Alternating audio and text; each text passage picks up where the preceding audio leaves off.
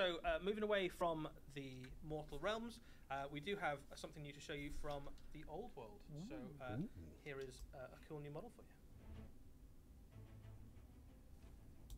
Okay, I'm just doing this again so I don't get the copyright claimed.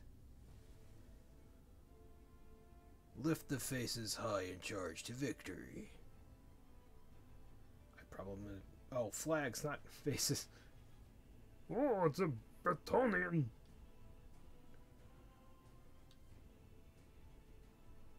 He's got this big stick of doom and pain.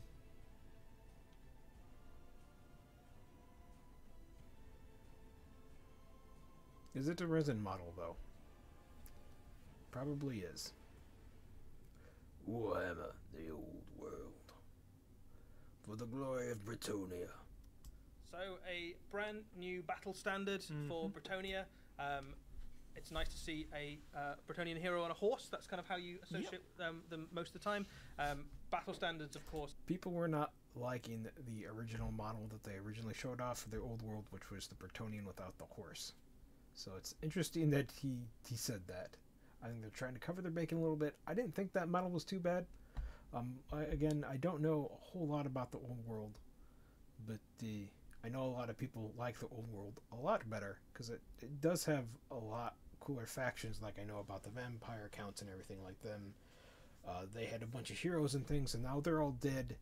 And the Seraphon actually had a bunch of cool heroes and stuff too for their old world that I really liked, and they're now all dead because somebody decided, well, a big rock falling out of the sky and killed them all. The end. It's an important part of Warhammer. If you played old Warhammer Fantasy Battle, and certainly will be still in Warhammer the Old World, battle standards particularly important to Bretonnia.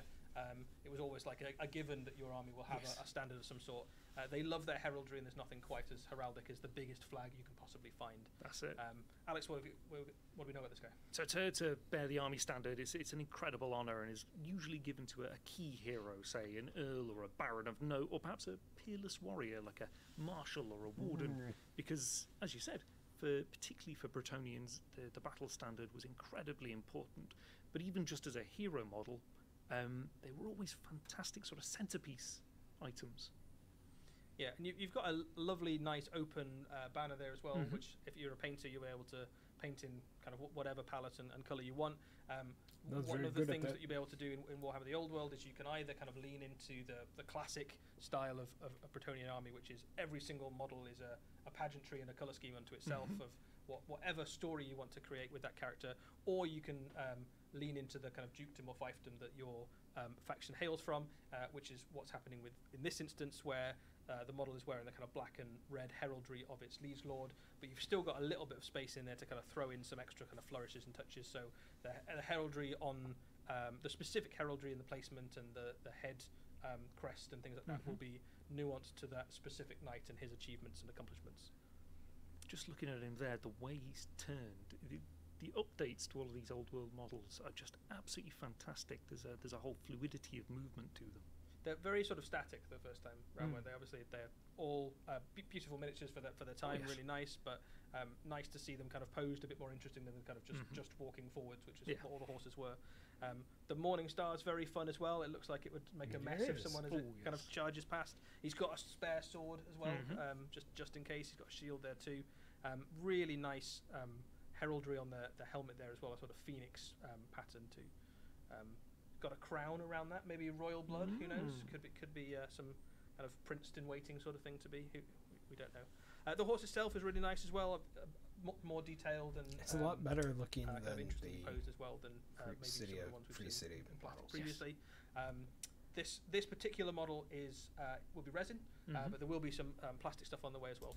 Knew this model was going to be in resin. They said a lot of this stuff was going to be in resin and just a few in plastic. Bretonnia too, so fantastic. Stick around. We've got plenty more old world stuff to show you as we approach that particular release. I've just realised he had his own tactical rock. Got to? Well, you have to, haven't you? That's how you know he's important. Yeah. There we go. Right. So that's all we got. That's it. That's it for old world. No. Why did you do this? And I bet you there's not going to be anything else for Warhammer, or not Warhammer, for the Horse Heresy. I bet the box set is going to be something completely different. Yeah.